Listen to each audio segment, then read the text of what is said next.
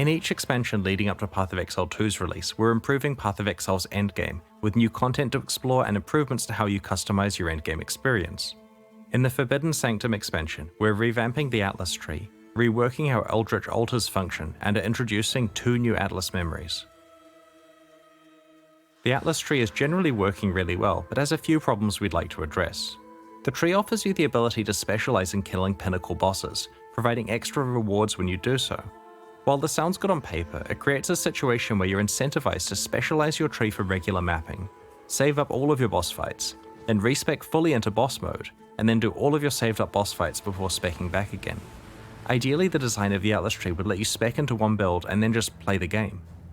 We have removed all boss bonuses from the Atlas tree, and have baked some of them into the actual base properties of the boss fights. For example, you don't need to allocate the Gaze into the Abyss notable that makes the Elder more likely to drop a Watcher's Eye, as he just has that drop chance built in now. The Atlas tree is now focused on allowing you to specialize into content that you encounter in every map. We also want you to be able to specialize into your favorite leagues even more deeply on the Atlas tree. For each of the 10 leagues that the tree lets you disable, we've added a bunch more passives to the tree. These new passives allow you to increase the league's spawn chance to much higher levels than currently possible, and juice the league even further than before. We are making a number of changes to Eldritch Altars that mostly affect their rewards, but will also affect gameplay decisions you make involving them. Some of the key changes include splitting up the basic currency, Scarab, and Divination card rewards to be explicit in their description of what rewards you'll get. For example, instead of map bosses dropping 3 unknown basic currency items, the altar specifically says which currency item they'll drop. As part of this change, we've removed some of the lower value yet quite common currency rewards from the pool, such as Orbs of Augmentation and Orbs of Transmutation. Speaking of Scarabs, these will be less available from altars, but we've improved their availability elsewhere to offset this. Rusted Scarabs can now drop from the core drop pool, and we've added a vendor recipe that allows you to upgrade your Scarabs up to Gilded using the normal 3:1 ratio. You can also perform this action from your Fragment tab using the new upgrade button. We have made reward types exclusive to different influences, so that you know which influence type to invest in if you want to target farm a certain reward.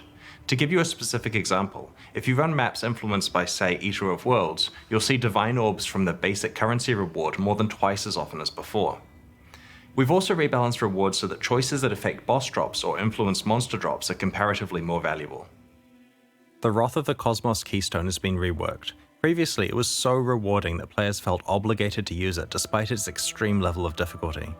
It has retained the risk versus reward element, but with the overall intensity toned down. You can now also get awakened gems from defeating Maven Witness map bosses. This additional reward helps further balance the expected returns from the various types of influence. For more detail on these changes, check out the Balance Manifesto we posted last week, or the upcoming patch notes. In the Lake of Calandra expansion, we introduced Atlas memories. When applied to your Atlas, they unlock a sequence of maps that tells the story of an NPC's past. These stories manifest as specialized encounters that involve a new challenge and exciting rewards. In this expansion, we've introduced 2 new Atlas memories, describing events related to bestiary and domination. The bestiary memory line allows you to capture harvest monsters as beasts for your menagerie. These harvest beasts can be used in 9 new beast crafting recipes. These recipes cover an array of options. For example, you can remove one of the special modifiers from a Watcher's Eye jewel and then add another. This can have potent results, but won't affect the life, mana, or energy shield modifiers. You can re-roll an awakened gem from one type to another. Another example is that you can also re-roll a synthesis implicit modifier. If your item has more than one synthesis implicit, it will randomly re-roll one of them. The Domination Atlas memory thrusts you into a tale of Pantheon gods that stand watch over their shrines. Like regular shrines, these are guarded by monsters and emit a buff that empowers the monsters until you claim that buff for yourself. This Atlas memory introduces a new set of shrines with specialized buffs, guarded by rare monsters that drop tantalizing rewards.